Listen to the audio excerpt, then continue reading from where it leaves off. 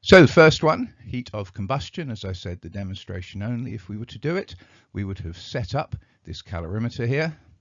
It's the calorimeter, which is the flask containing water, and we're adding 100 mils of water. That, of course, is going to be effectively 100 grams of water into there. We put alcohol in there, and we're going to do this combustion reaction. The alcohol plus oxygen goes to CO2 plus H2O. Haven't bothered to balance it because I'm not going to tell you what the alcohol is, even though by knowing its molar mass, you can have a pretty good idea of it. So anyway, we burn some of the alcohol. That heats up the water. We allow the water to get up to about 35 or 40 degrees Celsius, recording the final temperature. Put out the flame, and then we reweigh the spirit burner. And of course, the difference in the mass between this first weighing and the second weighing is going to be the mass of the alcohol that has been combusted. Okay. So now let's look at our data and do the calculations. When I did this, the mass of the spirit burner and liquid at the start, 110.43 grams. Burn it away, mass at the end, 110.23 grams. So that tells us by subtracting the end from the start that we burned away 0.2 grams of the alcohol. So our heat calculation is going to be associated with 0.2 grams of the alcohol. Now, of course, that heat went to the water. We used 100 mils of water. We're always going to assume 1 mil is 1 gram of water. That's certainly close enough for what we're doing.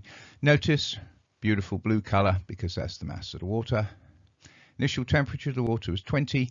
At the end, the final temperature was 40. So now the other blue here, the change of the temperature of the water is plus 20 degrees Celsius. So the next thing we do, right, and this will always be your first significant calculation of these, is we determine the heat change of the water. And that's the mass in the beautiful blue times the temperature change in the other blue times 4.104 joules per gram per degree Celsius. So throwing it in, 100 times 20 times 4.18 joules per gram degree Celsius.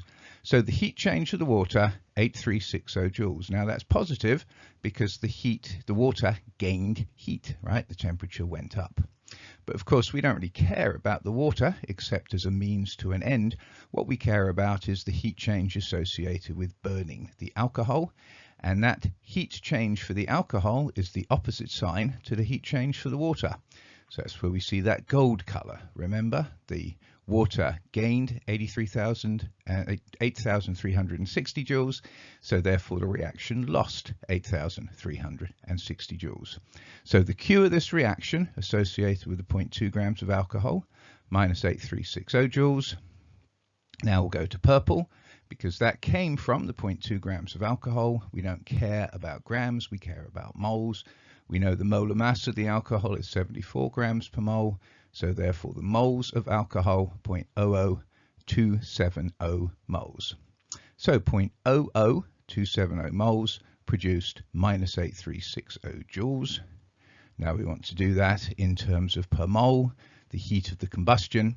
So that's going to be the number of joules divided by the number of moles, because it's always given as joules per mole.